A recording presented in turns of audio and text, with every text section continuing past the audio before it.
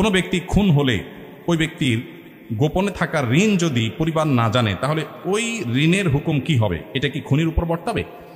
কেউ কাউকে খুন করেছে, আল্লাহ মাফ করুক, যদি এটা হয় তাহলে যিনি খুন হয়েছেন, নিহত হয়েছেন, তার ঋণ থাকলে ওই ঋণ তার উপরেই বর্তাবে। খুনি খুন করে অপরাধী হয়েছে সেটা ভিন্ন বিষয়, কিন্তু ঋণ তার উপরে বর্তাবে। কেন?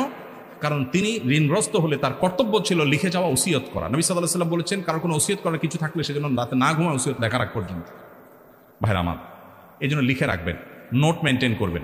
লোন করেছেন, আপনার নোটবুকে ডায়েরিতে লেখা থাকবে। আপনার মারা গেলে, মৌত হয়ে গেলে পরিবার লোকরা অন্তত জানতে পারবে যে তার লোন ছিল, মাপ চাবে, দেওয়ার ব্যবস্থা করবে, কিছু একটা করবে। আপনি গোপন রেখেছেন, কাউকে জানান নাই, এটা গুনাহের কথা, এটা উচিত হয় না। কিন্তু নিহত হয়ে মারা গেছেন তিনি, ওমান কতিলা দুনা দামিহি ফাহুয়া শাহীদ, আশা করা যায় আল্লাহর কাছে তিনি শাহাদাতের মর্যাদা পাবেন যদি ঈমানদার হয়ে থাকেন। কিন্তু তার ঋণ পরিশোধের দায় তাকে নিতেই হবে। এটা খুব ভয়াবহ ব্যাপার। নবী সাল্লাল্লাহু আলাইহি ওয়াসাল্লাম ঋণ করে যারা মারা যেত তাদের জানাজা তিনি পড়তেন না, অন্যদেরকে পড়তে বলতেন। কেন? এটা শিক্ষা দেওয়ার জন্য যে মানুষের ঋণ যেন পরিশোধ করতে কেউ সিরিয়াসনেসের অভাব না থাকে।